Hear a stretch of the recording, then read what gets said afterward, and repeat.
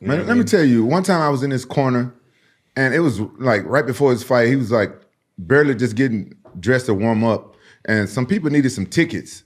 And normally like the day of the fight, like, you know, you always give your people tickets and stuff like that. But the day of the fight, I hand the phone to somebody else, or I give them somebody else's number to deal with the tickets. Right before he got to warm up, he walks out of the arena and makes sure his people get the tickets. I'm like, bro, I think he was fighting Pitbull or something. I'm like, bro.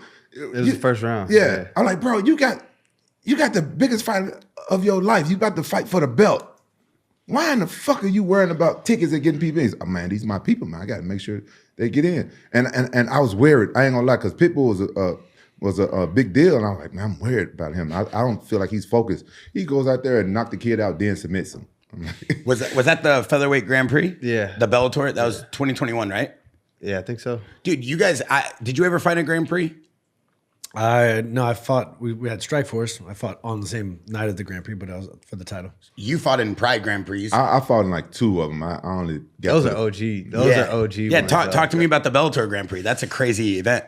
So the Bellator Grand Prix, it was 4 fights, 1 fight to get into the bracket, and then 3 fights within the tournament. So after the first round, they went through a selection. Everybody got to pick who they wanted to fight, and then the bracket was set after that.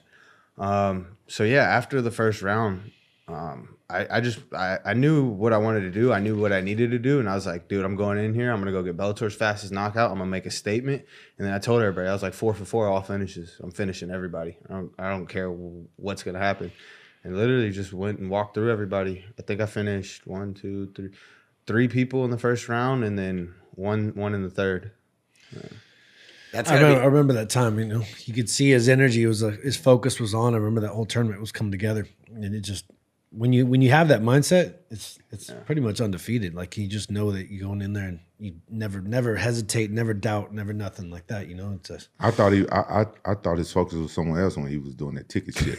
I could never do that. It's so relaxed. It's like it's dangerous. You know what I mean? Like there's a couple of people like Habib was like in the back, and like you're so relaxed. Some people when they're that relaxed, you know you're in that mindset when it's just you're just nothing can phase you, and that relaxation leads to those amazing, you know, experiences in the cage where you do those kind of outer body experience because you're just so relaxed you're able to flow. You feel like the new fighters, the newer age, you feel like they're a different breed? I mean, they're born into MMA at a very early age. I mean, a lot of these kids now, it's like MMA was compartmentalized, and whether that could hurt you or help you, I mean, it's all. But it's showing. I mean, it's growing. Yeah. So. I mean, but you talk about being relaxed, but I remember a Pride video of you eating Kentucky Fried Chicken and Boss Ruin had to rip it out your hands before a fight. So would you compare that to being relaxed? That was hours before the fight, though. This was right before he had to warm up, is what I'm saying. But come on, KFC. Oh. I made weight.